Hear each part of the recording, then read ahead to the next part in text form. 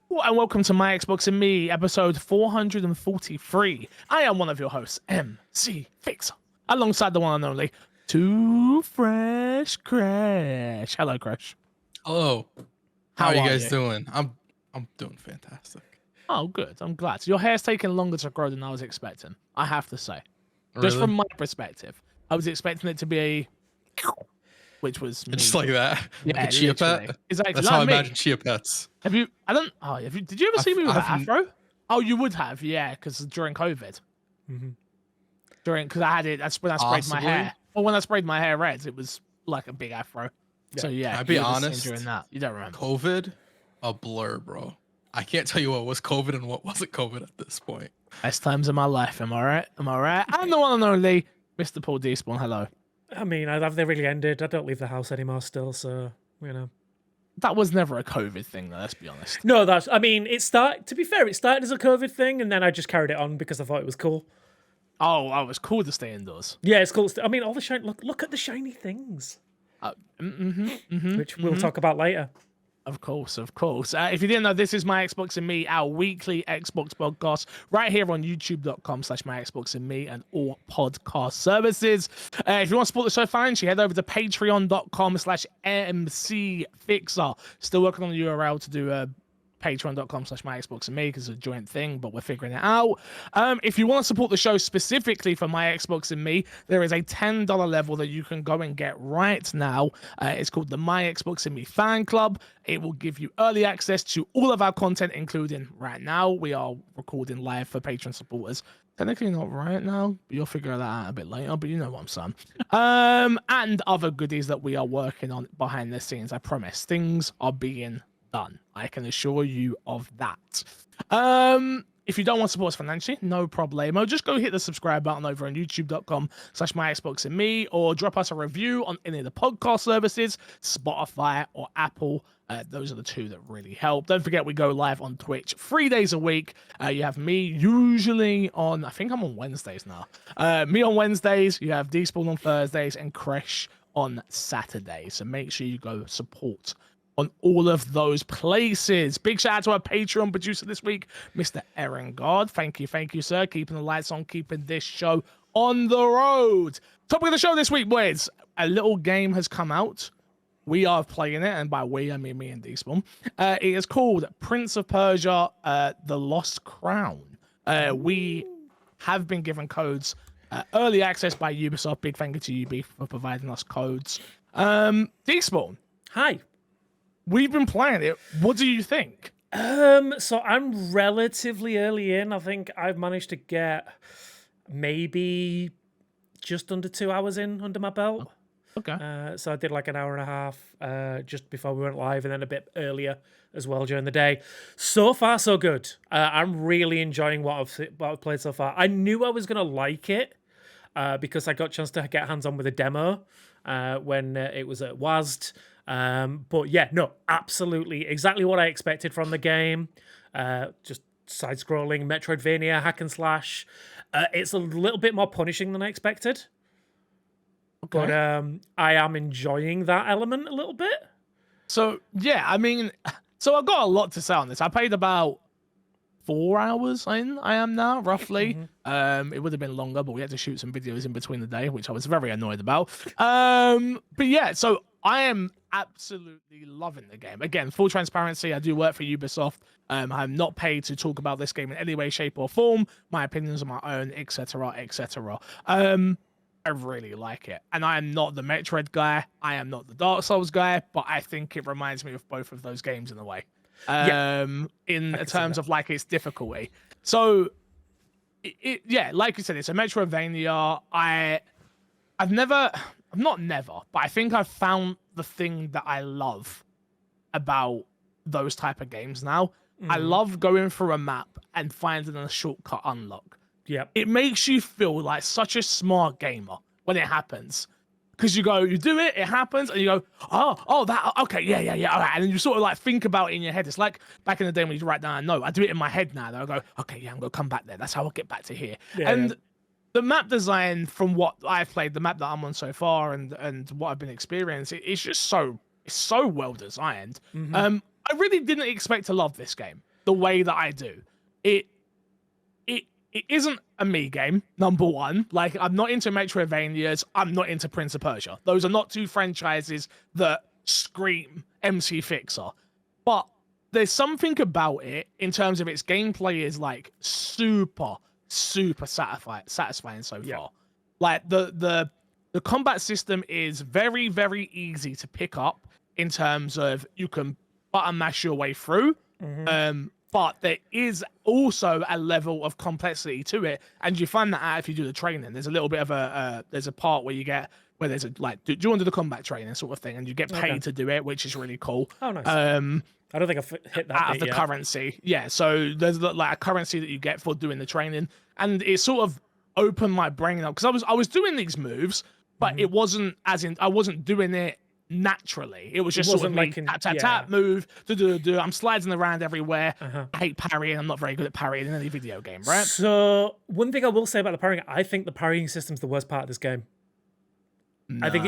I think no, to be fair, when you pull it off, it is fantastic, and 9 times out of 10 it's great, but I find it a little bit too loose. Although I do know that there are settings that you can change in the configuration we'll get to make to the it a settings. little bit easier. Yeah. We'll get to the settings, but I disagree with you only because of doing the training. Okay. The training literally tells you which enemies do what, like in a fun story way, and how to combat them. Fair enough. There's different moves you can do. Like there's a move that's like XXX. You step back, and if you time it perfectly, you then lunge forward. Yeah. And that's for a specific enemy type. And just by doing it, and I never did the training in games. I'm usually like, psh, I don't care. I know how to play video games. Get out of my goddamn way. And like I say, it was just the small reward of currency, and they put it's placed in the perfect spot. I'm not going to tell you what, because I don't want to spoil anything. But it's placed in the perfect spot where it's like, but I want that. So how do I get that right this precise second? Yeah. Okay, I'll do this, which is really cool. But yeah, it is quite punishing. I will tell you. I will say that. But the game has something that I don't think I've seen in a video game before. It has, and Chris, this might interest you, and not that I think you'll use it at all, but it's just an interesting thing. Is it has a customize? Oh no, I guess a game has done this. Not Ori. What was the game that did it? It has a custom difficulty where you can change enemy difficulty, you can change enemy health, you can environment health, like literally down to the T. You can change literally every element of this game and its combat, which is nuts. And it's difficulty is what I meant. Sorry. I want to say, I think God of War did it, and Last of Us. No, it's before God of War. It was before both of them. I know a couple of games have done it, but I do know it was a big deal, and I remember. I vaguely remember what game you're talking about. I don't remember the exact game. Though. No, I don't remember either. But there was a game. I can't remember who it was. I never played it, but I remember it getting all of the accolades for the fact that it did this, and you could pretty much be invincible in the game and just enjoy the game, right? I haven't used the mode itself. Go on. I think Control got an update with all of that kind of stuff. It wasn't Control either. It was like I say, it was a proper. It was an indie game. It was an indie game. Oh, okay. Yeah, and it was but yeah, it even down to platforming, Crash. It even has a difficulty of platforming in it that lets you just bypass certain parts and things like that. Interesting. Yeah, it's the first time again, accessibility is, we're very fortunate here that most of us don't need any accessibilities. I use the dyslexia feature from time to time when they have it in games. This game has that as well with the subtitles. You can change the text, and you can put a black bar behind text for reading and things like that. But this game has a lot of accessibility options, which is really, really cool, and it's really fun. We shot a TikTok on it, so make sure you go check that out if you haven't already. It should be out as we speak. And I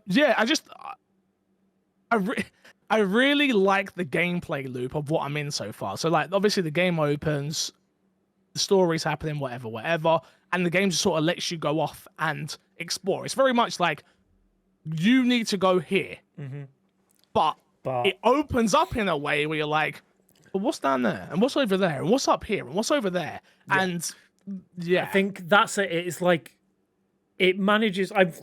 We've talked about it a couple of times. Like we've said, like it's a Metroidvania. This is, in its DNA, it is a full-on Metroidvania, and it does everything that those kind of games do, and it does them so well. Like Fix says, there is a couple of modes for the map as well, where you can either have guided, which will say, right, this is the section that you need to go to. When you get this item, go back to this section, or it's just like an open one where it's like, okay, so maybe go in that direction somewhere, have a look around. And then similar to what they've had in Yeah. like Assassin's Creed games, where they've got the guided or explore modes, but they've got that in this. Yeah. So it very much like if you are just like, right, I want to go A to B and get done with this as quick as possible. Follow the story, enjoy that. Which, by the way, so far out of the story I've played, really good. I'm enjoying it. It's okay for me. Yeah, I'm quite early in, and it's very much like how much are we talking story-wise here? I don't want to spoil anything. Nah, no spoilers. Spoiler free. Yeah. Okay, but it is very much like it is hinting at like something weird is going on where you are, and I'm interested to see where that goes. But yeah, no. Combat-wise, I'm loving it. I think it's absolutely amazing combat. Again, like you said, it's very much like if you do want to just play it as a hack and slash, drop it on easy and just slice up everyone. Feel free. But if you want to get like the best out of the combat and take advantage of like the parry system, there's particular parries depending on the enemies, like how they attack you. So there are certain parries that will basically give you an insta kill. There are certain things that you can't parry, so you have to dodge them, and it's recognizing those modes. Some of the boss fights, I've not made. I think I've hit one kind of like side boss so far. Yeah, I've beaten a few. Yeah, I've beaten a couple. So I met one undead guy with a big pillar, and a big pig. Oh yes, okay. Yeah. So interesting. So we must have played the game very differently. Yeah. Because I only just did the pig. Yeah, so the pig, I've done like, a it's on a bunch of others sideway. before Yeah. that. Yeah, so I've been doing that whole thing of just like exploring everywhere at the moment. I'm getting to that point where it's like I'll go up into a corner, like, right, actually, that's the exact opposite direction of where I should be going. I think I'll just go back a little bit, and then I'll just go down a different corridor, and I'm in a different area that I shouldn't be in either. And like, have you been to the underground yet? Yep. Yeah, so I found that as well. It's like that's very hard, like puzzle, like lots of jumping puzzles and stuff. But yeah, no, like so far, like this is everything I hoped this game would be after playing the demo. So if you've played the demo, I think it gives like an abridged version of the first major level. And then the first boss. But yeah, leading, like everything is kind of like expanded from that. And it is, like I say, considering it is Ubisoft Montpellier, the people that did Rayman Legends, it has got the pedigree of what they can do, like on show here. Like this is one of, like, I think this is probably one of the best Metroidvanias I've had hold of since probably Hollow Knight. Oh, okay. And it's a lot of praise. Yeah, it like combat wise, like I think the combat excels, like because I'm getting it to the point where I'm unlocking new weapons and stuff now, and unlocking some new abilities, and like the way that you can tackle different fights with different abilities, it leaves a lot to be like up to yourself how you want to do it. Like again, we said hack and slash all your way through, just dodge a couple of times, or you can build up your attack points and use like special abilities. The special abilities are awesome as well. So I've got 2 so far, one of which is just like a simple like melee attack, which is like a bunch of you've got sort of like a lunge. Your first one's like a lunge attack you sort of lunge forward with, right? Yeah, so I've got that one, and then the second one is like an AoE health move where you basically just creates a little pool of healing energy, and it also knocks back smaller enemies. I don't think I have that one. Have you not? No, I've got 2 other ones. Okay. Interesting. So again, this is what we're saying. This is why I love this game, because depending, like after you get past that initial area section, it's basically up to you how you want to carry it. Like there's obviously a golden path to get through the story and go like straight to the area that you want to go to, but there's enough of the map open up at the beginning without having to unlock like extra skills. That you could just go run around, find some secret areas, as we've seen, find some secret bosses earlier than other people, and then find some like cool unlocks as well. Which again, I'm not going to talk about too much, but so far, like I'm pretty early in. Like I say, I'm about half the time you've got in on it, but I am having so much fun with this game. No, great. Yeah, I'm playing on normal mode with the guided map, so same. Exactly the same. So if I know where I need to go, but I can see where I can go look around. They do have a really interesting. I don't know if you played around with it too much, but they've got a really cool. So you don't like leave markers on the map. The photo system. I was just about to say that. The photo system is really cool. I like it. So if you come across a secret, please. Yeah. So basically, if you come across a secret that you can't solve, rather than just leaving a marker and be like, "Well, I don't know what that marker's for that I left there 4 hours ago," you actually take a photo of the area. So it basically takes a full screen photo. I'm like, right, there's a chest up here that I can't get at the moment, but I'll take the screenshot of it, and then that'll sit on the map as a marker on the map. But when you hover over it, you can see the photo. So then if you like, so if you get an ability that will, I love it. So if you get an ability that like allows you to then be able to get that chest or whatever, you can then see on the map, right? Okay, well I know I need to go back here to get that chest because now I've got the way to unlock it and that kind of stuff. And I think the other thing, like for a use case, it's not, I haven't used it this way yet, is but like imagine you get to a boss that you can't beat. And it's like, I'm gonna take a photo of this boss, and so I know it's this part of this is where it is on the map. I'm gonna go away, level up, get new weapons, get whatever, then come back and try to fight this boss again because I know exactly where he is because I have a photo of it. I think it's like really, really cool. Yeah. I'm going to be honest, that picture thing probably fixes one of my biggest issues with Metroidvanias of I'm stuck at this part on this map, but I don't know what it is I need to unlock here. Where now it's like, okay, I'm going to get that tool. And then I know over there, I know exactly what areas I have to explore now with the tools. That is such a big game changer for Metroidvanias, in my opinion. But that also is a very big thing Ubisoft does. They've had photo mode for a while where you open up the map and you see photos, and this is a new utilization for that. And I love to see that. Yeah, it's cool to see something like this that, like you say, right? It's something that they've been pushing in Assassin's Creed forever.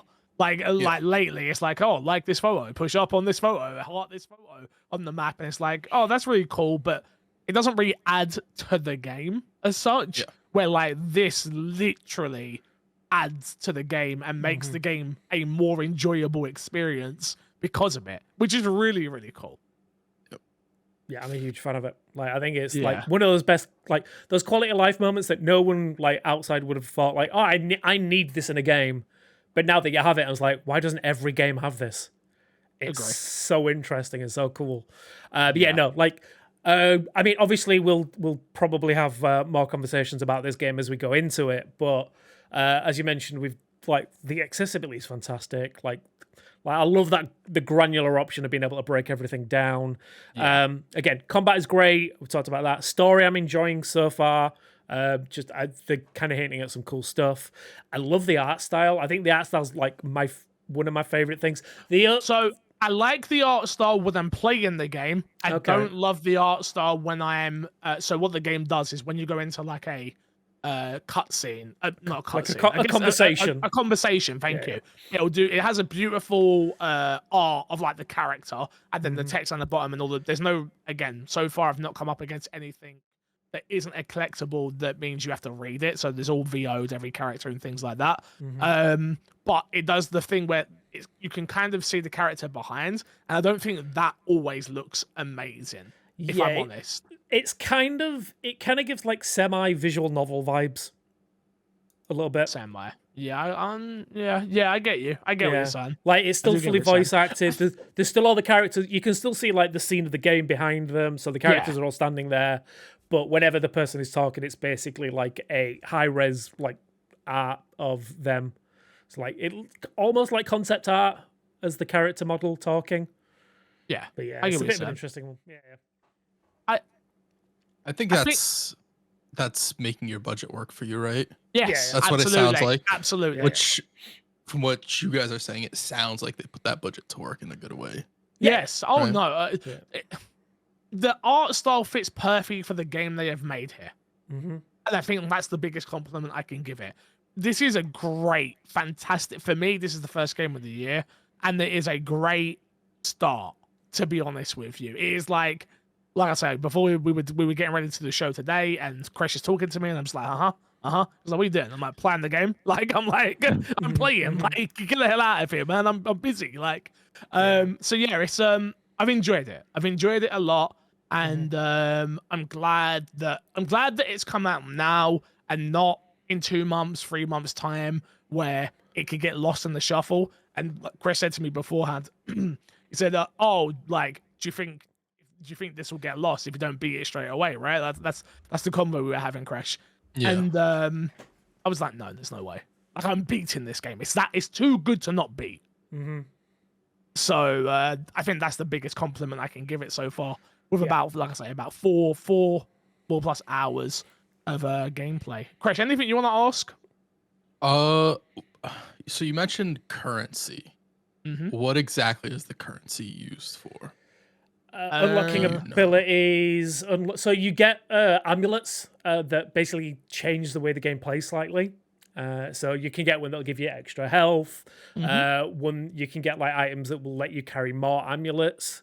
Less poison damage, less extra, poison damage, yeah, like you that kind of said, things. yeah. So you use them to unlock those. Have you found the blacksmith? Yes. Okay, cool. So crazy. So I only just found the blacksmith. Right. Okay. Yeah. Yeah. So there is a blacksmith where you can then upgrade your weapons and things like that, and abilities. So you basically, they're used to just upgrade your character in different ways. So something I love is the fact that with the amulets, it's again similar to Hollow Knight. So you have like different abilities that you can link to your character, and it will change the way the game plays. Not drastically so far from what I've seen, but it is, like I say, I'm relatively early. But as you get further in, I'm sure some of those amulets that you'll find will have a bigger effect on the way your character plays. So I found one. I think the first one I've just found is I got one that will slow down time when I'm using one of my secondary weapons. So it'll let you aim easier and things like that. You got so much better stuff than what I've got. I like to explore. What can I say? Yeah. Maybe I've not read some of these amulets that I've got. I've put on mostly health buff ones so far. Yeah. Again, I don't like feeling the squidgy. That's one of my biggest pet peeves in a game like this. No, the first thing I was doing is like extra potion, extra health, and increased potion like potency. I only just got that. And then the others are just like slow down time and poison resistance. Yeah, I've got no slowdown time. None of that yet. It's not massive, but it's like just that little bit of extra. And there's a puzzle I'm doing at the moment which is kicking my ass. I had to come off to do this podcast, but so like I was a little bit late trying to get on here. I was like, so I was rushing back to find a tree to save at. Yeah. It's I think you're gonna like it, Crash. I think you're gonna like it. I was gonna say, you know what, boys? You guys have 100% very much so sold me on this game. Yeah. I honestly, I was playing it and I was like, I think Crash is really gonna like this. I think if he sticks at it, he's gonna really like it. And I think the loop is there early enough that you go, oh, okay, yeah, I like this. Yeah, I mean, you guys like skill expression with different combos from what you guys were saying and stuff like that. The Metroidvania, the better system of like taking the pictures, that's what's there. Like everything you guys are saying very much so sounds like it's my type of game. And then also hearing that it's the Rayman Legends team, which I didn't know they were the ones who are working on this game. Yeah. A little bit more excited for this game now. Okay. Like there is a lot of stuff. Like again, one thing I haven't talked, like we talked about, like it is quite a hard game. It does kind of like skirt that line.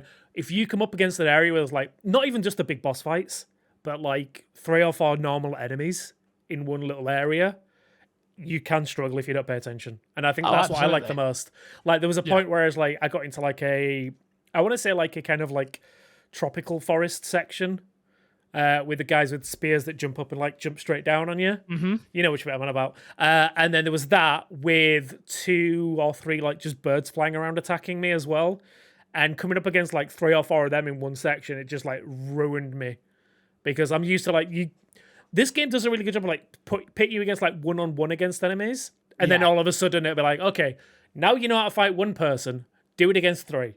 Yeah, but there's nothing more satisfying than hitting your special as you've got 3 of them lined up, and you just go through all 3 of them. You're like,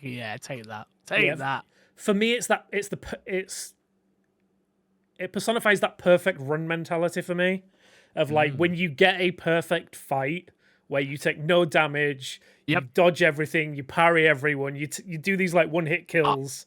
And I was recording. Like, I was recording gameplay for us, right? In case for our review, that will go up on YouTube.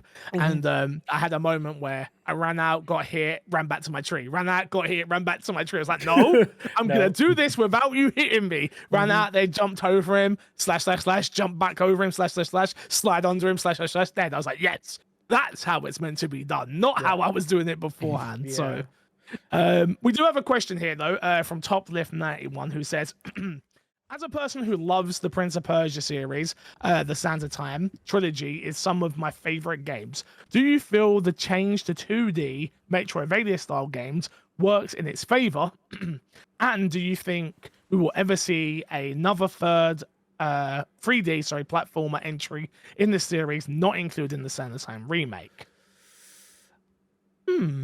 Interesting. To answer your first part of the question, does it work? It absolutely works. Yes. This is I think like a lot of people, I was like, oh, 2D Prince of Persia. I was hyped when I saw that it was 2D. I thought that like the first trailer they showed for the game, I remember actually like really enjoying it, and it looked very cool. So knowing that how much you guys enjoy it, great.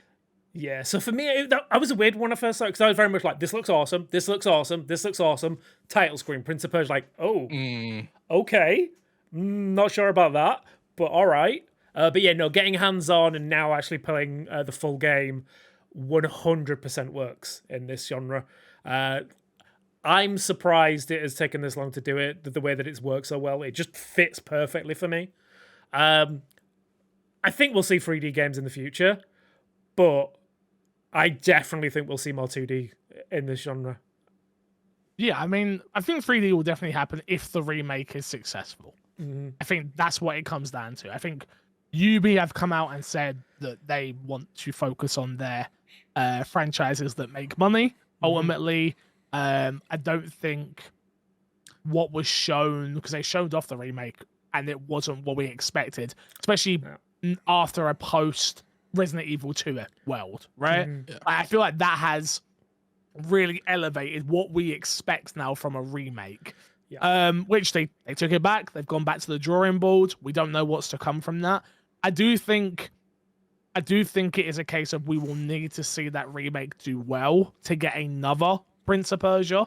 But I think games like this, which obviously has a much smaller budget compared to something like that, I would have thought. Again, I don't understand how magic happens, which is game development in my opinion. So I don't know how budgets work, and if something like, I would imagine this is a much smaller budget than a Sands of Time sequel, let's say, like another brand new Prince of Persia is what I'm trying to say. Exactly. Thank you. But this is sorry, go on.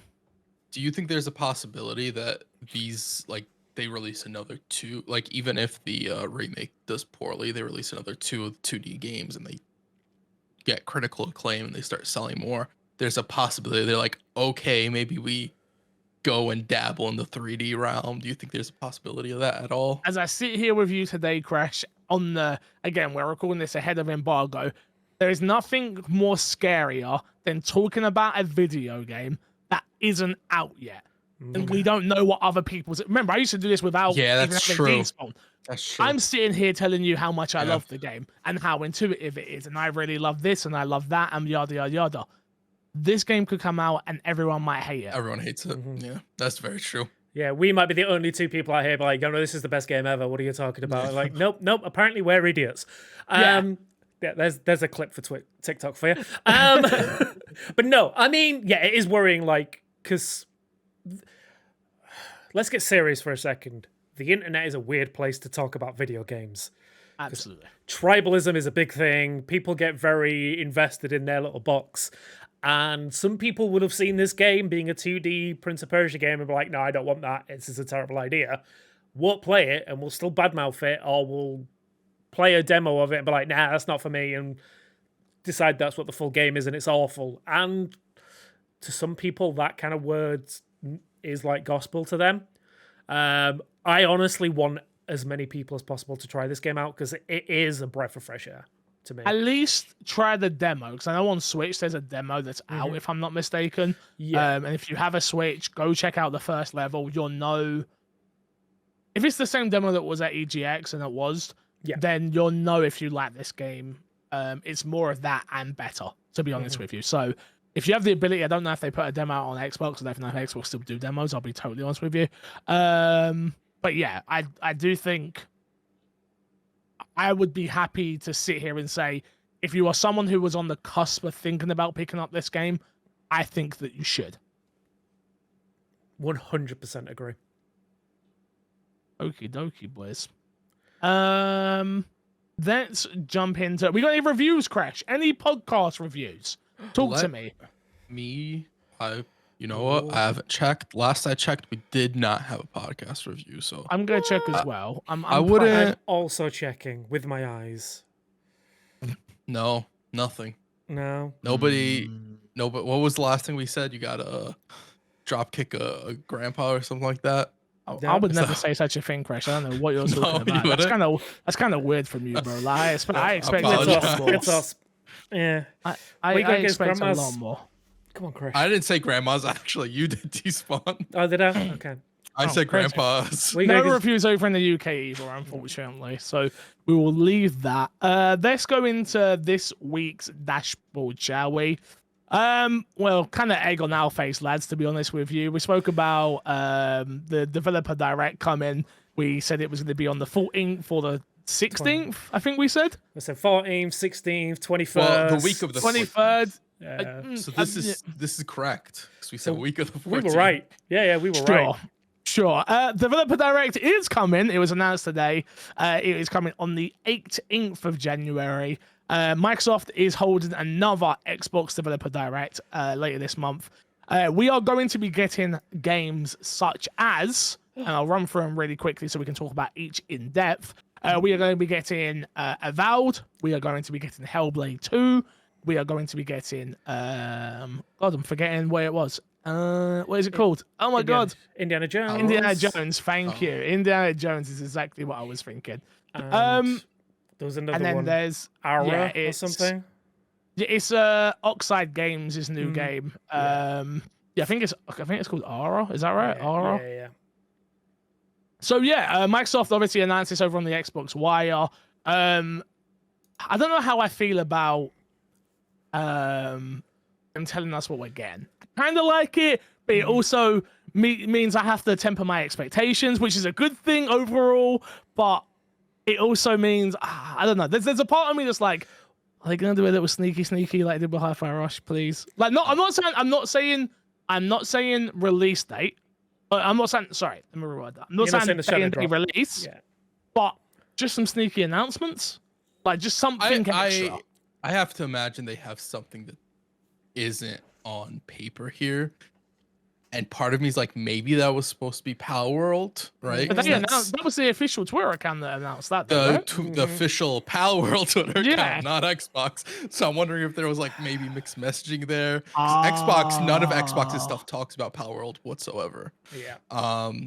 So I don't know That's whether not big enough though. As much as I'm looking forward to it, absolutely not. Well, I mean, I'm sorry. Comparative for like for something like this. If you look at Hi-Fi Rush, Palworld's not big enough. I mean, I don't think so. I'm gonna disagree. We're talking Pokemon with assault rifles here. We're not even talking about Palworld. Let's stick to what's at the direct. We'll get to Palworld after, shall we?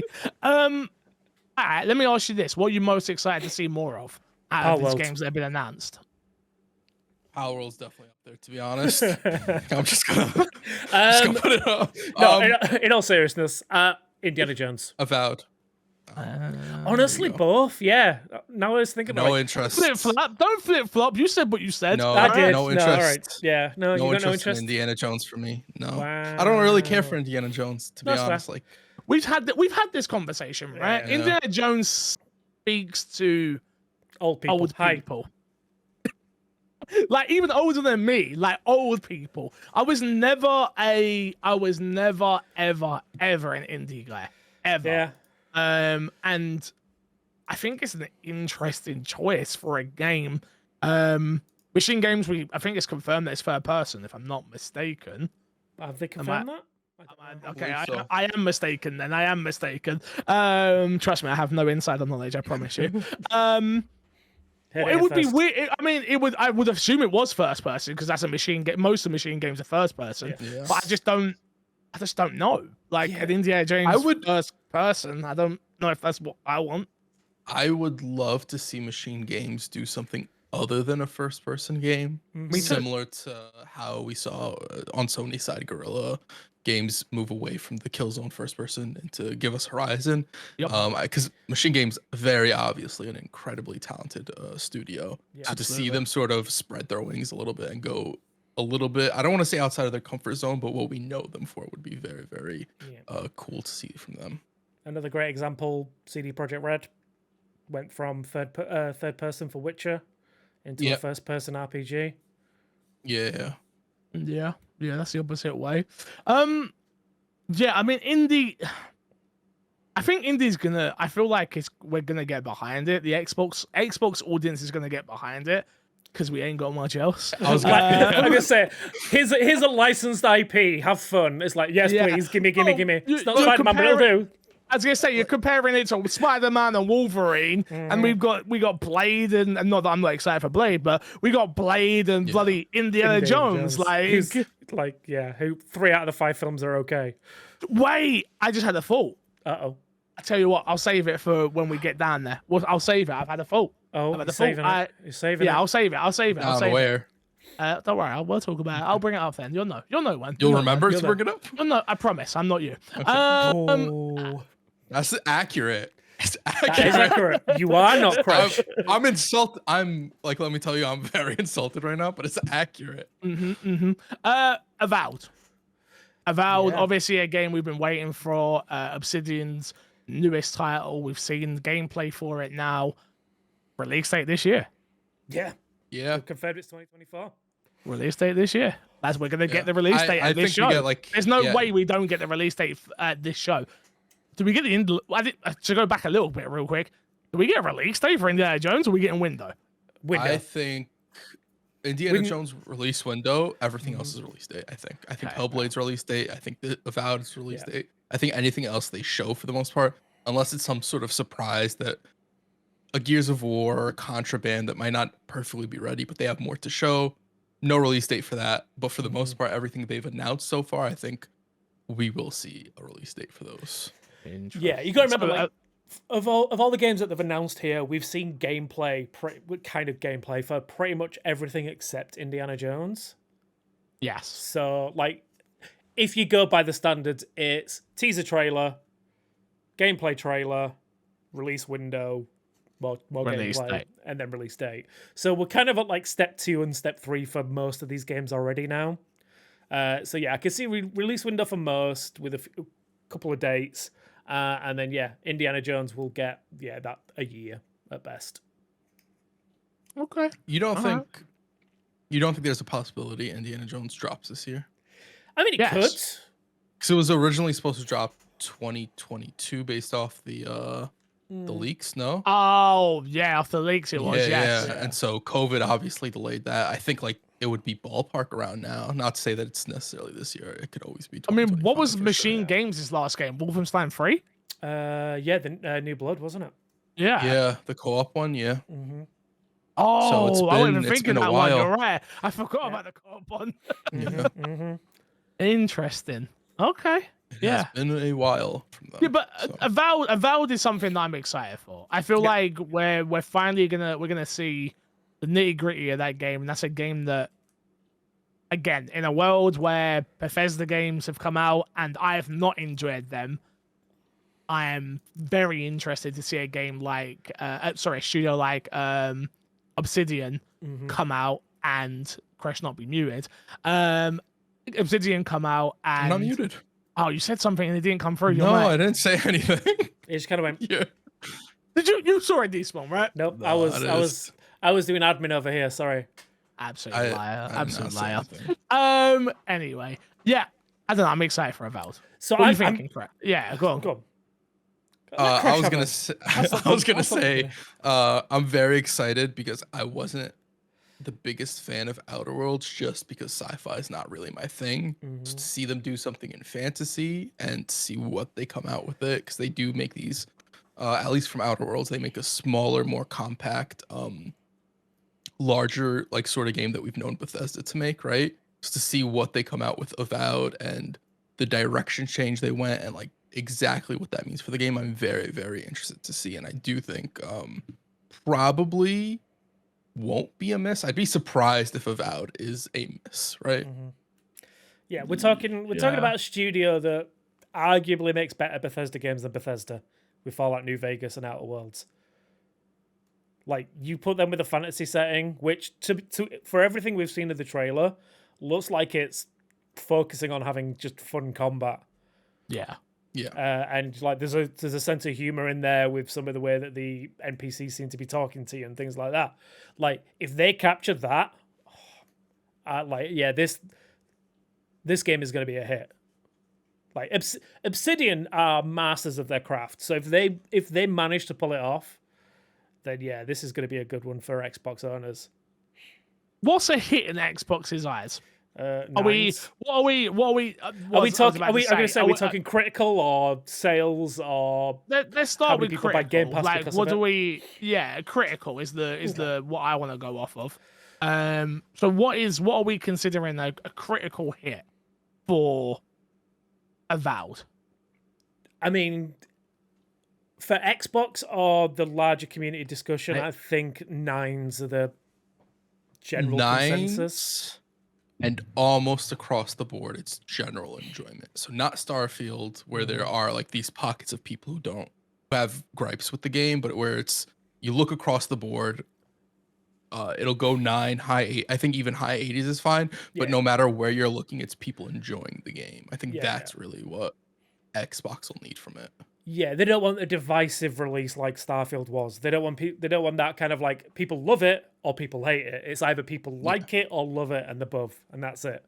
So I think that's the kind of reaction they want from people. Again, critically, I think they want to be, like you say, high 8s, 9s, that kind of ballpark. If we're talking like, I know like it's putting a figure on these things isn't right. Like, as long as you enjoy it. But I think at the end of the day, people weaponize these numbers, and it's like that's what they need and want for like the next game that comes out of these studios. Well, Outer Worlds, I'm just looking up the Metacritic for that. It got an 85 overall. Is that good enough for Avowed? For the game itself, yes. For Xbox, maybe no. We need you need more than that, right? Yeah. I mean, personally, kind of. no. What was like, Xbox's last hit? That is a good question. I mean, Hi-Fi Rush. Hi-Fi Rush, yeah. Yeah, I mean, you had Hi-Fi Rush, you had Pentiment, you had Pentiment was like universally loved. Psychonauts 2, which came multi-platform. So great. Yep. Hi-Fi Rush 87 on Metacritic. If it's another Hi-Fi Rush, I think it's great because it's also a bigger game than Hi-Fi Rush. People really like Obsidian, so I do think it makes more of a wave outside of like the stealth launch that gave Hi-Fi Rush its boost, right? So I do think there'll be more conversations around it. I think it's easier for that game to slip into Game of the Year categories than it is for Hi-Fi Rush necessarily, and Hi-Fi Rush made it into Game of the Year categories, right? Yeah, true. So I do think getting the same thing as Hi-Fi Rush does more for that game just because people will be more open to accepting the game, right? Yeah, I do agree. It's probably easier to sell the love for a game for something like Avowed, where it's like it's an open world RPG with a bit of humor, lots of bright colors. It's great. Then try and sell like Hi-Fi Rush. It's a rhythm-based combat game that looks great like colors, great art style. Yeah, but no, it's like it's great combat. Maybe one of the best games of 2023. Yeah, you're right. No, all they have to do is put out a trailer and say from the creators of Fallout New Vegas. That's it. That's literally, and you have more pull than you do with Hi-Fi Rush. That's what I'm saying. Yeah, this is again as I said earlier, from the creators of The Evil Within 1 and 2 comes a game that's gonna get so much like The Evil How Within. dare you? How My dare bad. you? I apologize. Yeah, All you right. know what? You're right. From the You're right. creator of Resident Evil 4, Shinji Mikami. I mean, that's nothing. That's no, I'm joking. actually like pulls people, but For the wrong style of game. Yeah, I know. Yeah. yeah, I know. It's like not the good. Unfortunately. That's definitely what Hi-Fi Unfortunately. Rush is like. Yeah. And then last but not least, boys, moving on, you have Senua Saga Hellblade 2. Yeah, Probably you the do. game we've seen most out of all these titles that we're excited for. Still excited. I am waiting for a release date so I can finally play through Hellblade 1. I'll probably do that on the My Xbox and Me Twitch channel. We'll probably just do a 1-day sit-in for that one because I hear it's not that long a game. Yeah, man, I'm excited. I mean, I'm excited. I think it's going to be good. I don't think it's going to be as good as what people are expecting. I'm scared for that. Yeah. So I think I'm with you. Like, I am worried because the marketing that they've been showing for this, like everything that they've shown of the game looks gorgeous, but as somebody who's played the original, the weakest part of that is the gameplay. So I'm hoping that they step up the gameplay aspect. So like the combat specifically anyway. The combat wasn't great in Hellblade 1. It was very like it was fine. Serviceable. It was serviceable, yeah. But like the improvements that they made graphically for this game is like leaps and bounds. Like this has got to be one of the best looking things we've ever seen on Xbox so far. Like some of these trailers are phenomenal. But I mean, yeah, there's a reason they sold the Series X on this thing, right? This was what they were. This is what gameplay selling is it going to on. be. Yeah, this is the Yeah. standard. Exactly. So, like, yeah, if they nail the gameplay aspects as well, oh, man, this could be the 10 out of 10. But I'm worried that it's going to be more of the same with the combat wise. I will say some people need to kind of temper expectations because I do think they can for sure improve gameplay, but they also can't turn the franchise into something it's not, right? No, Because I've seen, we've talked about it before. Every time we talk about it, the comparisons to God of War the game gets, right? You have that similar like Norse style world. People are like, it's going to be God of War, even more so when it became an Xbox exclusive for some reason. I don't know if people didn't play the first game or whatever the case is. Do not go into it with the expectations that it'll be another God of War. I think that's probably the biggest thing that's holding the game back. Because I think I would doubt that the game's not going to come with improved combat. I just don't know if it'll hit the level that people might necessarily be expecting from the game at this point. Yeah, it to me felt like it was a PlayStation exclusive, PS4 exclusive when it first released. It had a cult following of people that were just like, this game is a wacky but fantastic, and you have to play it, right? So, boom, it comes out, does really well. It's sitting at 81 on Metacritic on PS4, which is one of the base of because it has the most reviews. You know, it's a great game, but there's no bits from a studio that I don't think anyone was expecting it from and things like that. Nah, and then you come around and Xbox have now bought the studio, and we are getting a sequel to that game that a load of people love, but it's in a interesting genre. And yeah, I do agree with you both, where it's a case of like, especially you, Chris, where I'm like, temper expectations in terms of its gameplay, not its visuals and not the story and not the audio and not all of that. That is going to be out of this world, amazing, fantastic. But I'm interested to see what the game is. So we'll have to wait and see, really, because that's all we can do. But yeah, release date at this Developer Direct on the 18th of January will be very, very important. Of course, we will be doing a watch along right here on the My Xbox and Me YouTube channel and also on the Twitch channel. Come join us. We'll be watching it live and direct from my new house. I'll be in the new house by then. I'm very excited. Expect a pre-show, post-show of us breaking down everything. And yeah, man, that is this week's Developer Direct talk. Let's move on to a game that you're both excited about, and so am I. Palworld. Palworld is officially coming to Xbox. We already knew that, but it will be launching in Game Pass day 1. January 19th, the game at 12 o'clock midnight PST. The game will be out for us to play. Crash. Yeah. How I you have a feeling? question. Oh, I'm excited, but I have a question. So they said it's a launch, but it's actually early access. Do you think saying it launches on Game Pass is still a fair statement? still, yeah, well, it launches though. Okay. No, I don't disagree. I was just want to throw that question out. It launches there. I mean, Yeah. it is in I early don't access, disagree. but it launches I there. don't I disagree. mean, You're it's right, not going to be correct. viable for Game of the Year, but you know, Yeah. Unless we change it. Or it hits 1.0 before the end of the year. It's 100% viable for the Game of the Year. Early access. So we're doing early access games on Game of the Year. Tell me. Fix is like, I'll do whatever I want. We'll make the argument. Anything We'll have that next year. conversation when we're doing the list. And what Fix wants to have. Yeah. January next year, have that conversation with me then, all right? Okay. But right now, Sounds good. yes. But Okay. you know, it might change. Subject to terms and conditions. That's fair. That's very fair, you know. You read the small print. You read the small print. That's on you. That's on you. Yeah. The question is, does Palworld make it to Game of the Year? There's a possibility. I doubt it. I mean, we're shooting Pokemon with assault rifles. Yeah, What? I think it's. I mean, I could be totally and utterly wrong. Don't get me wrong, but I think it's going to be a very fun game that we all play for a week and then stop playing after that because we go, oh, it's in early access. We're waiting for more content. That content eventually comes by the end of the year, and none of us care because we're too busy playing X, Y, and Z. That's what it is. Fair. I think it's going to be a fun game. I think we're all going to pick it up. I think we're all going to enjoy it. But I do think I do think it's gonna be one of those types. It reminds me very much of what's that game I made you play, Crash? The Pokemon one that I ended up only playing like once with you. Temtem.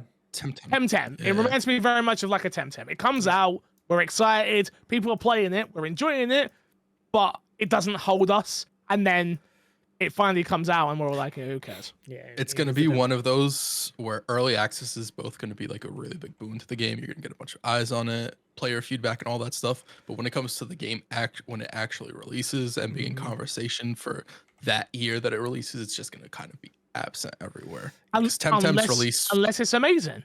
Unless it's amazing. But I'm also going to put it out there. This is a game that is launching in early access a week before Infinite Wealth. Yeah. And then 2 weeks before Persona. The type of people who play this game, I don't think you're gonna have too much overlap. I disagree. Actually, I disagree. Yeah, especially I disagree. Maybe not Persona, but Infinite Wealth. I can see having some like. No, I disagree with you on Persona. Really, you think Persona fans are gonna? I think because I think there's that crossover between. Well, you don't think Pokemon fans? No, because I don't think Persona fans. There's not a crossover. You don't think it's a crossover of those two markets? Yes, I don't think the people who are gonna be sticking to this game are going to be the Persona fans. I think it's going to be the open world survival, like build bases sort of fans. Which you're gonna get. So I'm thinking more so. Gotcha. I don't know. People aren't gonna. Infinite Wealth's gonna have the same fans as Persona. It's a JRPG. Yeah. Like, I'll let you guys know right now. I'm picking this game up. I'll play it, and I will drop it like a lead balloon as soon as Infinite Wealth is in my inbox. I think I'm there with you, to be honest. Same. Like, I am 100% down to spend a weekend shooting Pikachu. After that weekend's done, I'm gonna go start my Dundalk album. Unless the gameplay loop is that fun and that enjoyable and it gets me like Rust has or a game like that, which I'm not comparing it to Rust, but you know what I'm saying? You just never know. I was gonna say, like, if the game's fun enough, it's whenever I'm streaming or Fix is streaming on my Xbox Me channel. Hey, you guys want to jump on Palworld and just like play around, mess around for like an hour or two, whatever. Hour or two turns into 6. Yeah, that could for sure be a possibility. It being in early access, I think we get burned more often. Burn might be like harsh because I don't think it's a negative, right? No, early access games. I disagree. We just said the day before we got burnt. But that's my no. We all got burnt. Yeah, we all bought it. We all got burnt. We all got burnt. Yeah, I wasted at least a good 2 evenings trying to get into that server. Come on. I wasted 1 evening. Yeah, but no, I think what was I completely lost my trail of thought. You mentioned day before. I think early access. The problem is how much is in the game at early access.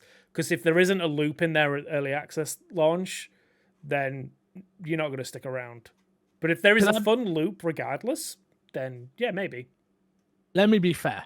Go on then. You be fair. Can I still be despawn? Baldur's Gate 3 was in early access, and look at that. Yeah, but when did you start playing it properly? That's irrelevant. Okay. Because I played enough of it at the start to know that it was going to be a great game. True. Same thing could happen with Palworld. You know what else stayed in early access for a very long time? Ark Survival Evolved. That game's had a fan base. Not going to disagree. Rust, I'm pretty sure, was in early access for quite a while. A lot of games that fit. 7 Days to Die is still in early access. I think it's in alpha.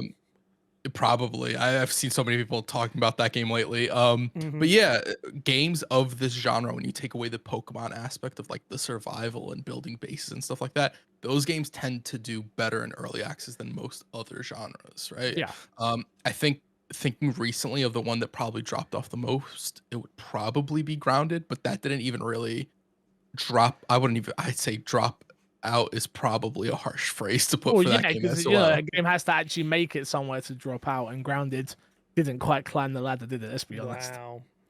I mean, they're gonna go, oh, it did 1 million. I know what's gonna happen. The comments are gonna be after me. Oh, it did 1 million players, or it did this, it did that.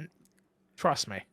How much would it do for somebody without Game Plus, it would have been in trouble. But for somebody who was excited about that game, and again, I love survival games. I love those type of worlds.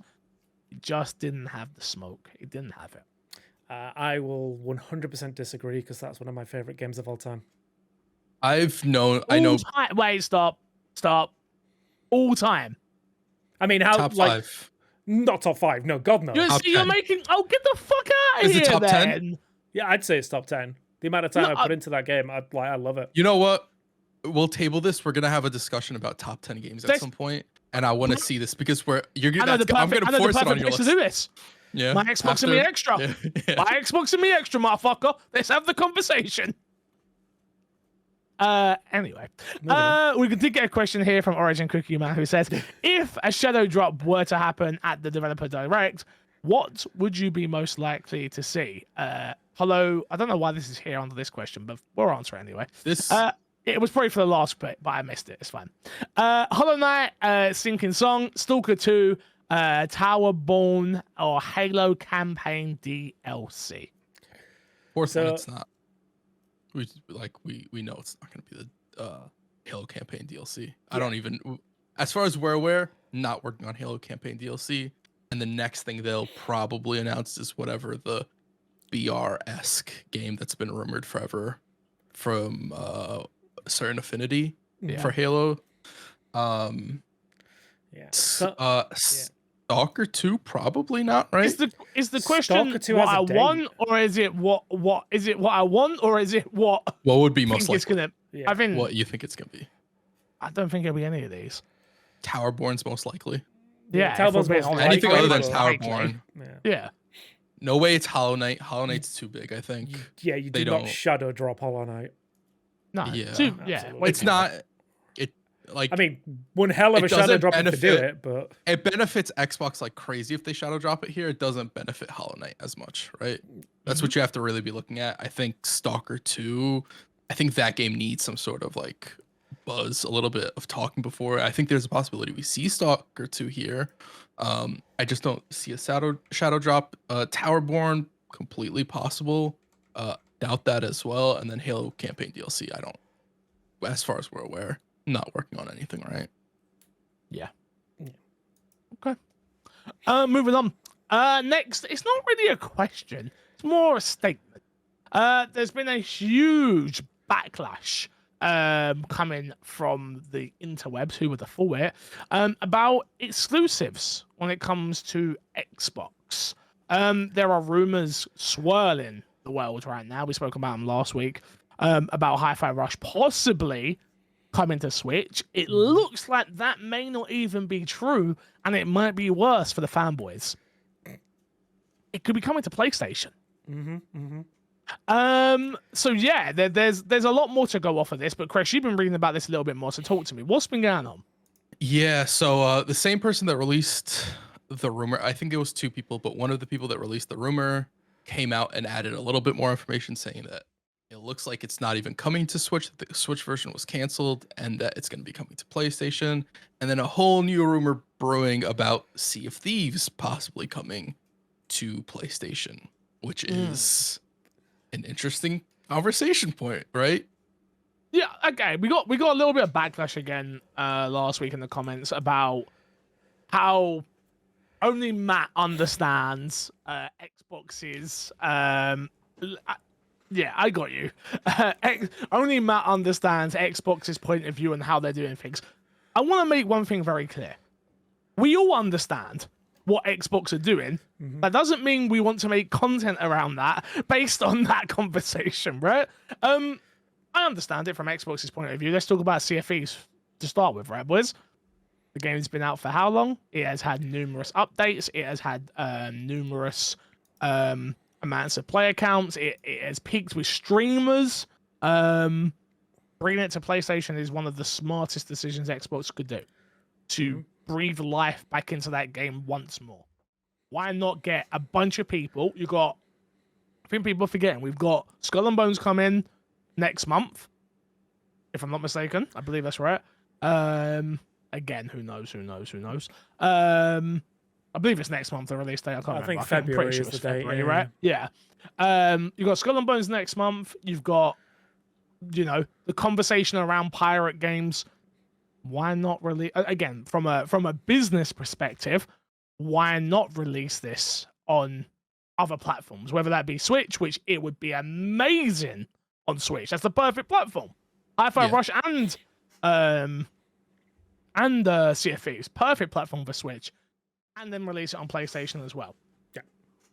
Our whole big point with what we were talking about was really just Microsoft's messaging and how that just muddies a lot of brand loyalty and brand image for what they have, because they made a really big statement of do not expect our games on other platforms. I don't think there's anything wrong with their games coming to other platforms. I don't think there's anything wrong with them releasing on PlayStation if they have this set of criteria, if it's a game that fits, if it's a live service game and it could help fund other exclusives. There's so many conversation points you could have on where I'm cool with it. I have no problems, play anywhere, cool, all that. I do not want Phil Spencer coming out anymore and saying, hey, do not expect our games on other platforms if these rumors end up being true. Because I think the main thing you have to take away at the end of the day, still everything's rumors. We have nothing confirmed yet, right? Yeah, no, absolutely. Yeah, for me, it's very much a case of as you guys have both covered, we're not fanboying over this. We're not angry that they're moving their games over there. I am. Are you? Yeah, no, you want to go for it. Not again, fanboy. I don't think it's the right question. Yeah, but right statement to say. But yeah, I am. I'm frustrated.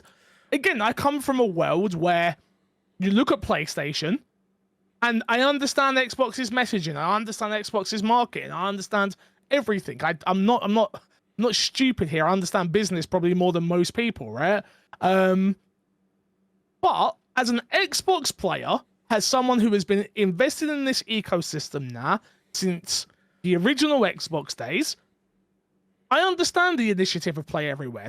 You can get there still without natively giving them the exclusive games that you're going to give them. And to me, it's a case of I can go to Nintendo and I know I'm going to get unique experiences that I can only play there. I can go to PlayStation. I'm going to get unique experiences and when I say only play there, I mean on console. I can only play there. Xbox is going to be the only platform eventually where you buy into their ecosystem and years later it's everywhere. Nah, I understand it from a business perspective. I don't like it. I don't have to like it, but I don't like it from a investment perspective as a gamer.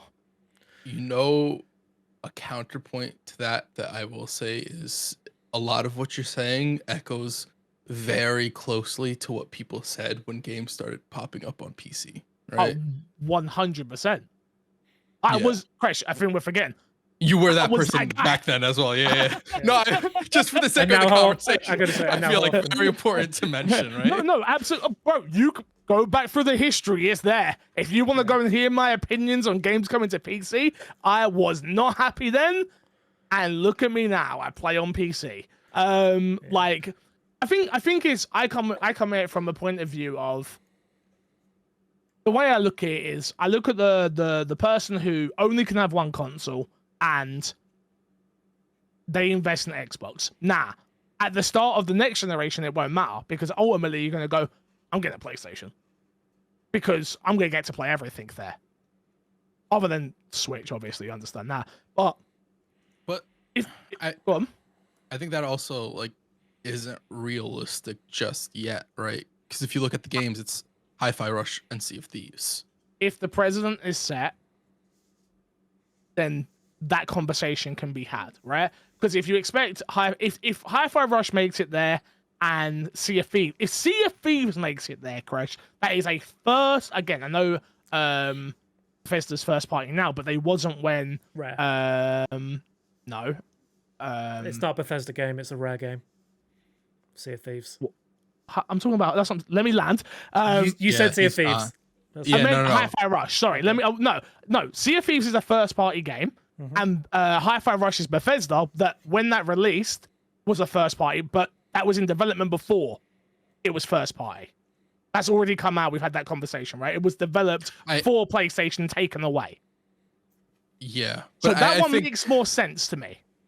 I think what like will solidify in what direction they go and whether that the argument you're making like really holds weight is if Starfield ends up on PlayStation, and I don't think that's gonna happen. That's never gonna happen. I think if Gears if Gears ends up in there, then yeah. You see, not even Halo. If you see Gears over there, you can go okay.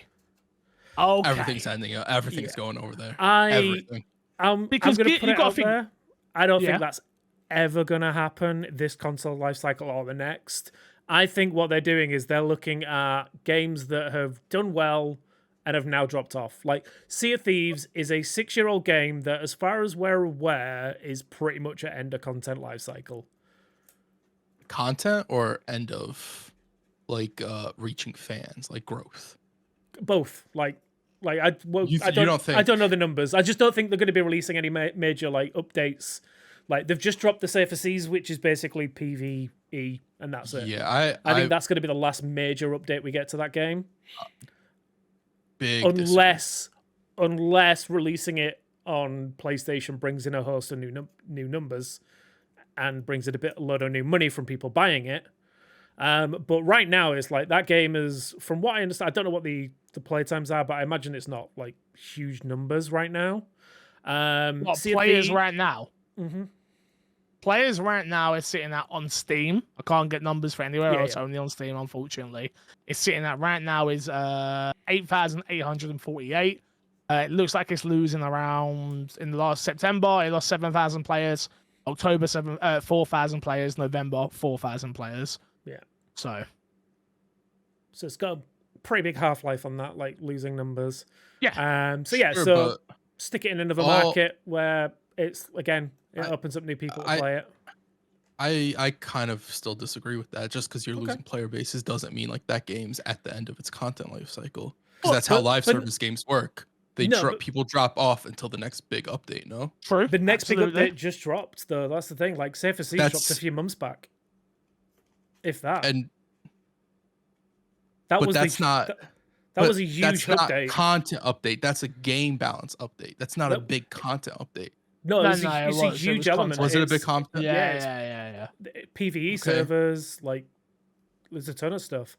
But if you're still dropping off numbers at that point, like unless you are, and again they've done 2 major tie-ins now, and we're still seeing numbers dropping off. Like it makes sense to me to be like, okay, this game is not going to bring in new people on Xbox, but it's still a live service game we want to keep supporting. Let's put it somewhere else where it's going to bring people in. I don't think this is going to be the standard for Xbox anytime soon. I think it's going to be very much a case of what works elsewhere. Like, what would work on Switch? Like, Minecraft worked wonderfully when it went to Switch, and they did the cross play with that.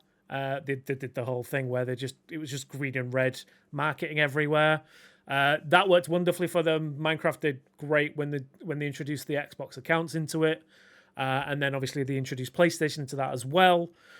So those kind of business deals make sense. I think Hi-Fi Rush is another one that would make sense on Switch.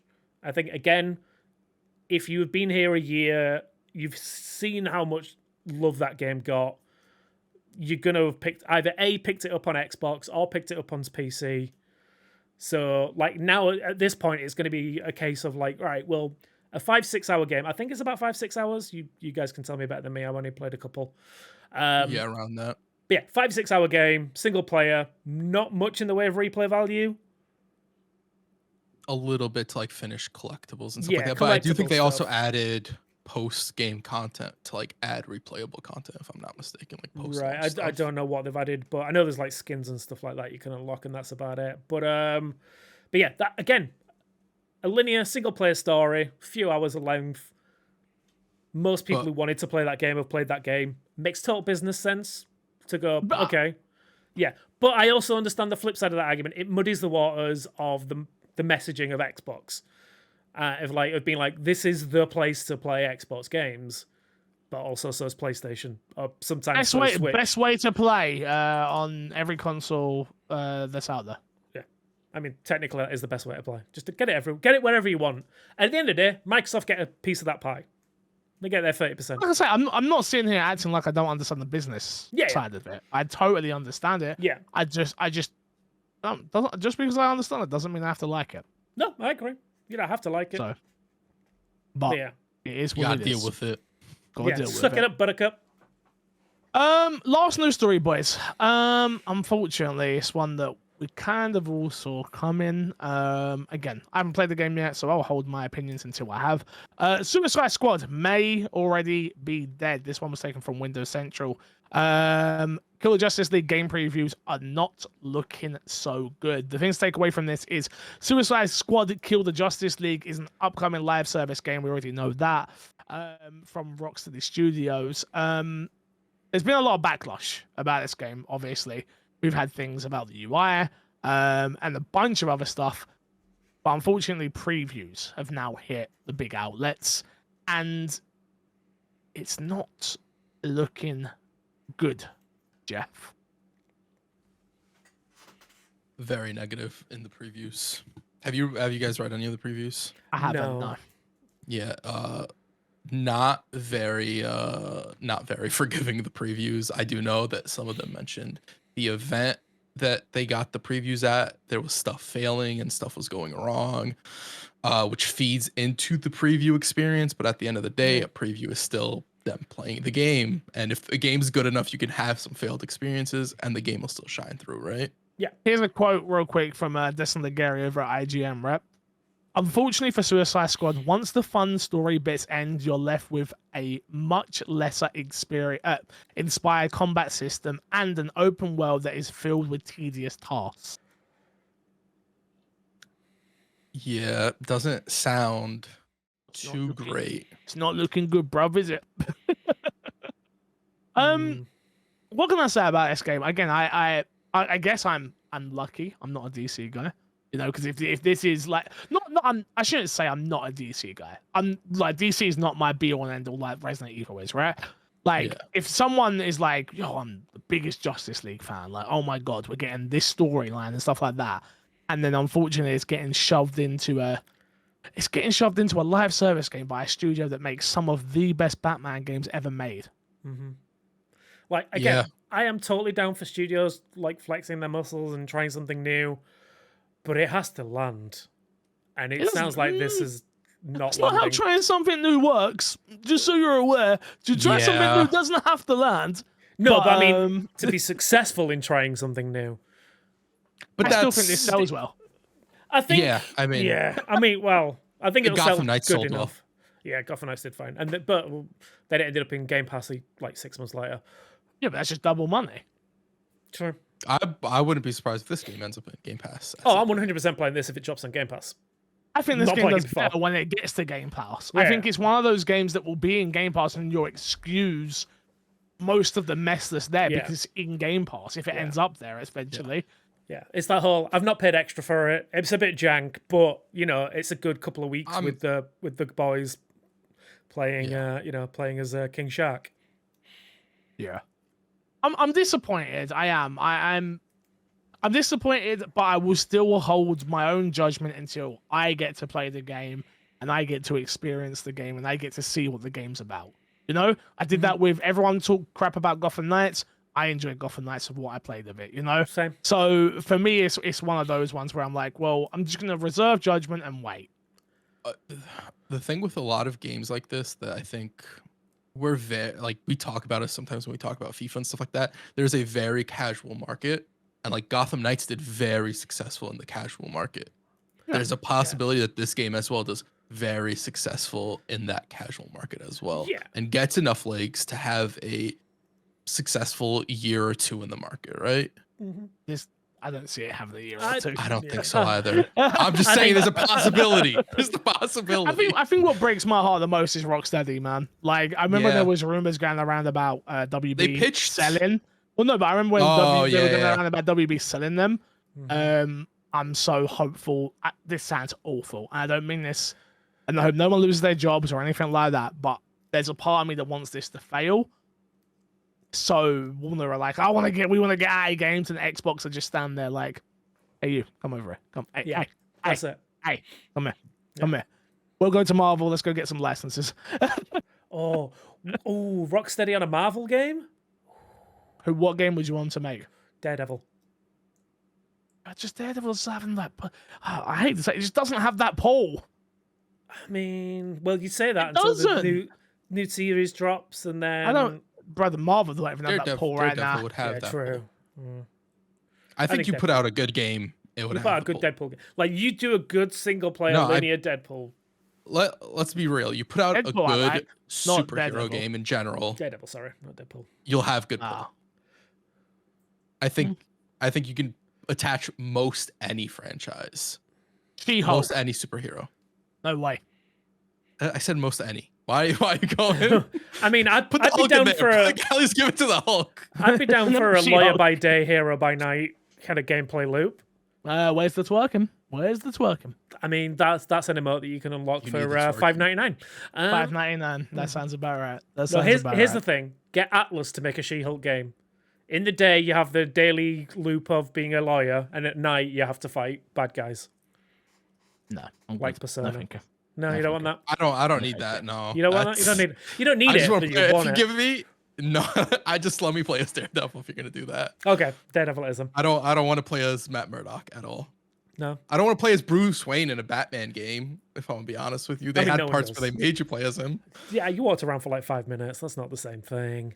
I think they can give me that with Matt Murdock. I don't want to play more than 5 minutes of Matt Murdock. Just do one court case and that's it. I don't want him to approach a court as Think Matt of Murdock. it. You get like Batman-esque combat for 90% of the game, and then 5% of it is like Phoenix Wright Ace Attorney objecting. Just objection to everything. Just objections to everything. That sounds atrocious. I'm not gonna lie. It sounds atrocious. We are gathered here today. Objection! We're not here today. Wait, what? I need it all. I need it all in my life. Moving along swiftly. Boys, you know what time it is. It is time for Guess That Game. We are back with a brand new season of Guess That Game. Obviously, we have our reigning, undefeated champion of the year, the one, the only, Guess That Game's own, Mr. Paul Despawn. I'd like to thank my mum, my dad, my barber. Mm-hmm. Okay, thank God. All right, moving on. If you don't know what Guess That Game is, the boys have 1 minute and 30 to guess the game that I have been thinking of today. It's simple. You get yes or no answers. I will say yes, I will say no, and you will guess that game. Boys, everyone is reset. We are all back to 0, 0, 0, 0, 0, 0, 0. Are you ready? Who's going first? Yeah. Crash will be going first. Okay. The time starts now. 360 game. No. Xbox One game. Yes. Platformer. No. First-person shooter. No. Third person. Yes. Exclusive. Was.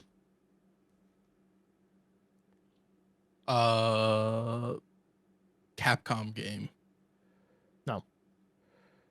Activision. No. EA. No. Bandai.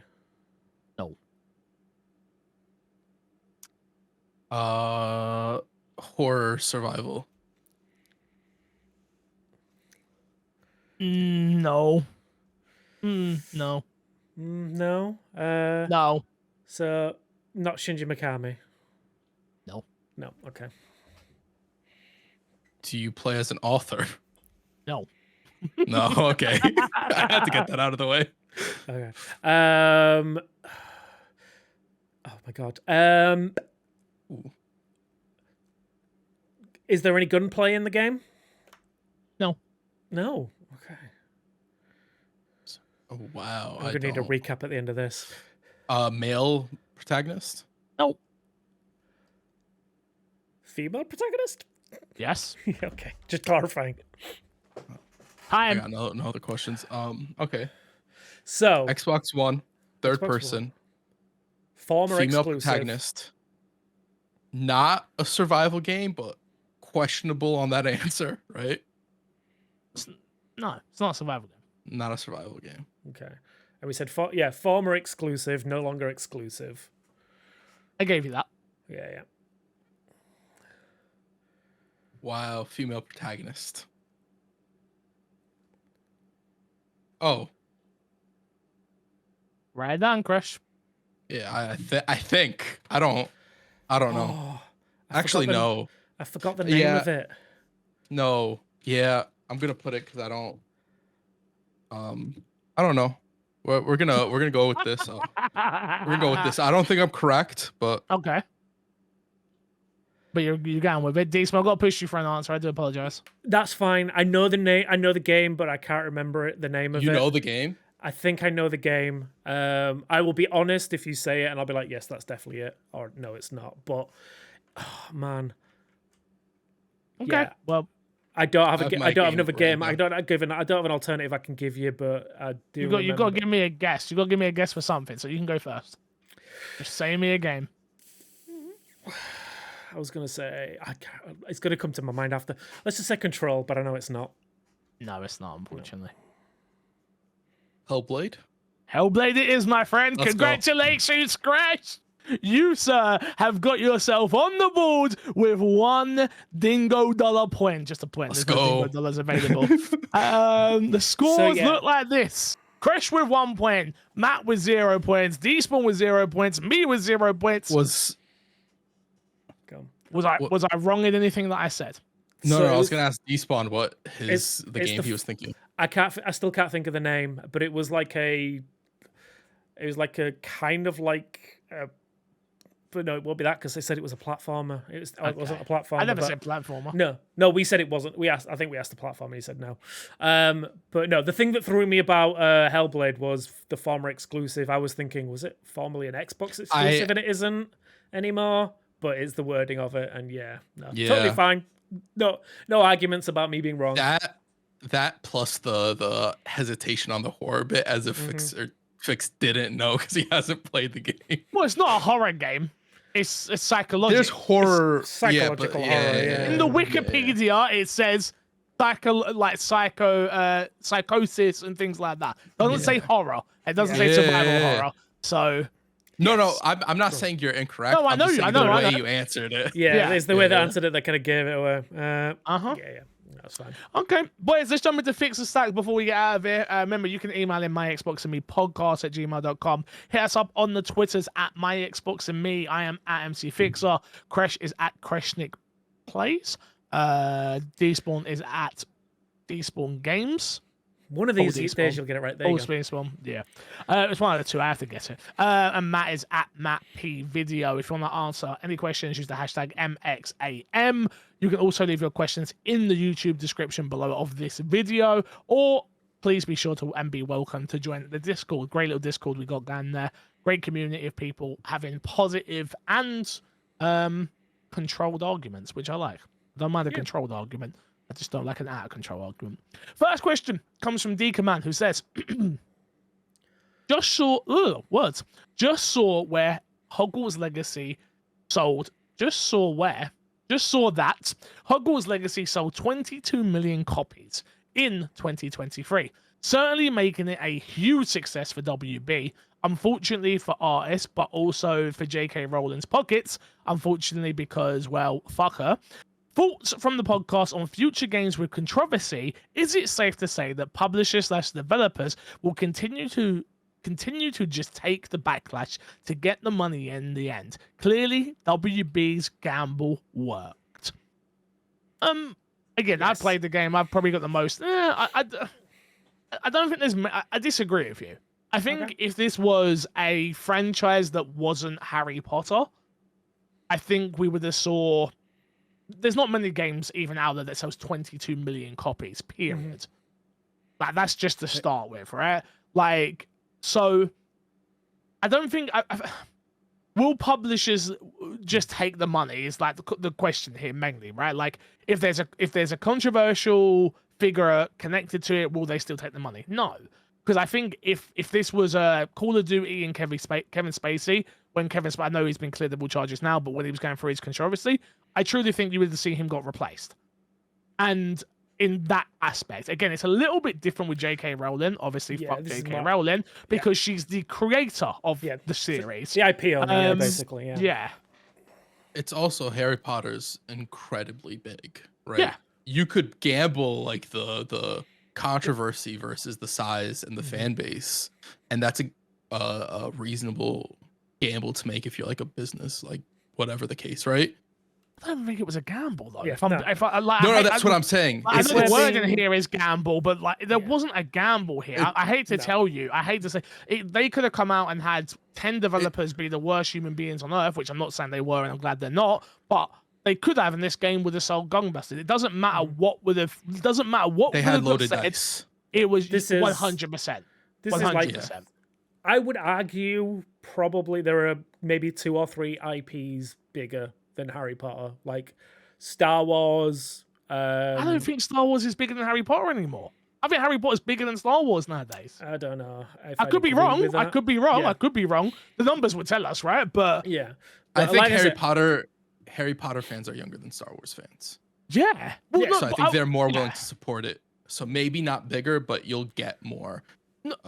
No pun intended here at all. But Star Wars to me still feels like very boyish, where Harry Potter is genderless. You know, like anybody can enjoy Harry Potter. Yeah. Also, Harry Potter has sat down for a while. Star Wars has continued to make stuff in a fluctuating degrees of good or bad. That's what I'm saying. Yeah. It's Harry getting Potter better, hasn't had a whole lot, right? Harry Potter has dropped off, should we say? Like it's not that downward spiral where it's like, oh, they're making bad Harry Potters all of a sudden. Well, if anything, I think it's only gone up. People travel to bloody London to go see a stage show and things like that. Like it's huge. Like and the reason I know it's big is because whenever I talk to an American and I mention Harry Potter, they always answer with one of two things: "Oh my god, I love Harry Potter," or "Oh my god, you're gonna hate me. I've never seen it." And that usually means that's because everybody else around them has seen it already, and they're like the odd man out. Yeah, Harry Potter was huge over here. Oh, I know. Absolutely ginormous. Yeah. It's like there is again, like let's say, how can I put this? I don't think there's a first world country where someone hasn't heard of Harry Potter. Yeah, I agree with you on that. Yeah. I would even get as far a lot second and third. But yeah.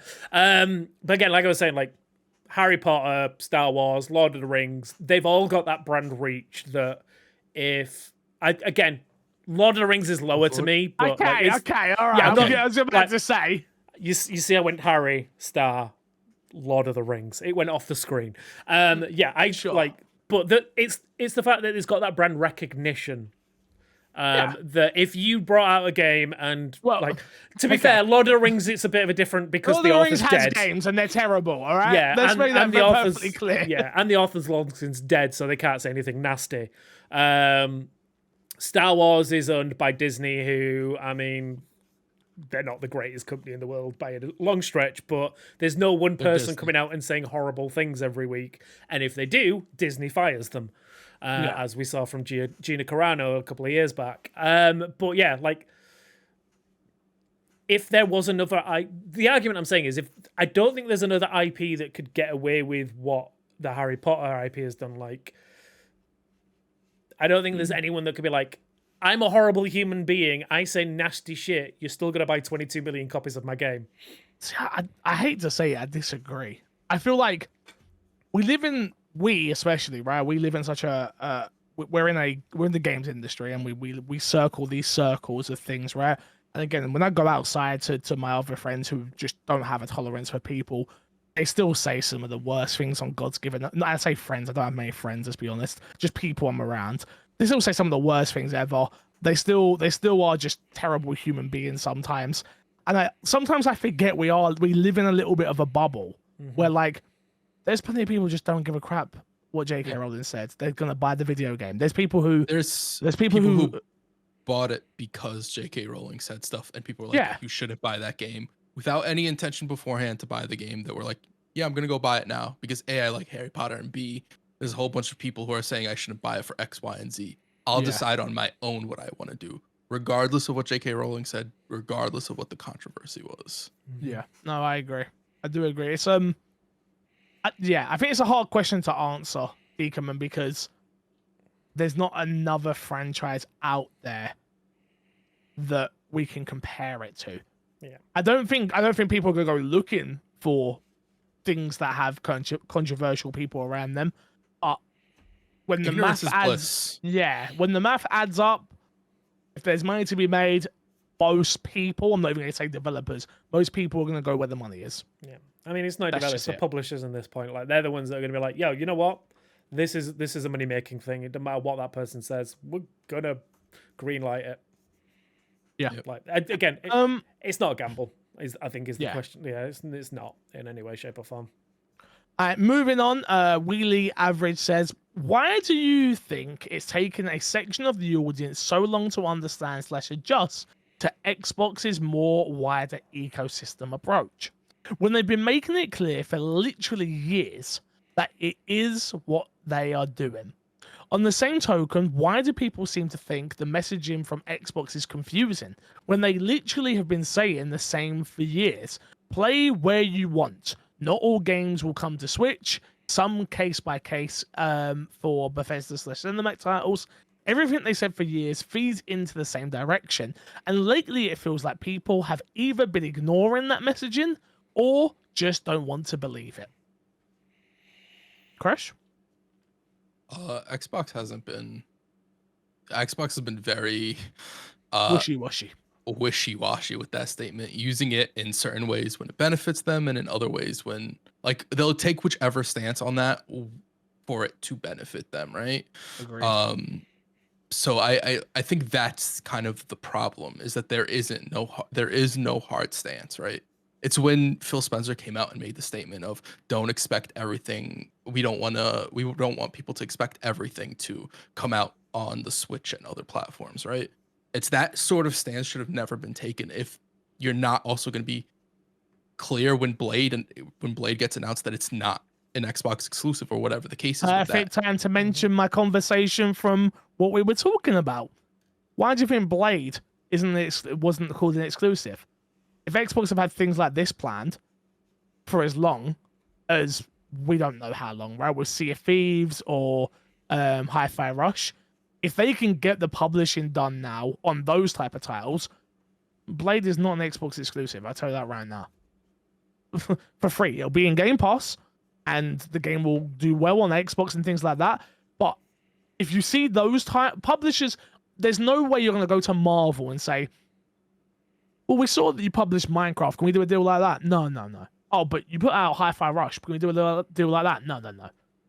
Like, they're going to have those conversations after you do it yourself. Because if you can do it with your first party, second party, they're going to go, well, we know PlayStation don't do that, so we're not going to ask. Mm-hmm. But we've seen you do that, so we might as well have the conversation. There is in no way, shape, or form that Xbox, in my opinion, from a business perspective, could have allowed Blade to have touched that stage without an Xbox logo being shown. Yeah. But clearly, Marvel didn't want that. So we are where we are. So yeah, I don't think it's people not understanding personally, really. Yeah. I think it's a number of things. If you're talking about content creators are trying to make content. And then if you're talking about people on Twitter or X, or Instagram or wherever, Reddit or whatever you say, is people have tribalism. And then if you're talking about just like the casual person, again, I think their messaging has been atrocious when it comes to this. Because I agree with Crash. Xbox, and we've sit here week after week after week after week, and I've done it now for years. Xbox will say something, and they'll go, "Oh, yeah, but not this." Yeah. Again, nothing will come to the Xbox Series X unless it is parallel. Unless your Baldur's Gate it's the best game ever made. Mm-hmm. That's not how messaging works. That was their messaging. Yep. That you can buy a Series S and you will never be at a disadvantage to the X. But they went back on that.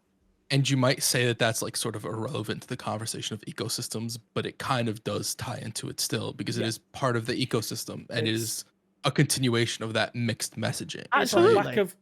The main issue is, and it's an Xbox issue, is it's a lack of clarification each time these conversations come up. It's like when Blade came out and got announced, it's like, this is made by an Xbox first party studio, but there's no Xbox branding on it whatsoever. People start asking the question, is this only going to be on Xbox and PC? Or is it coming to other consoles? And like, not a word. It's like, yeah.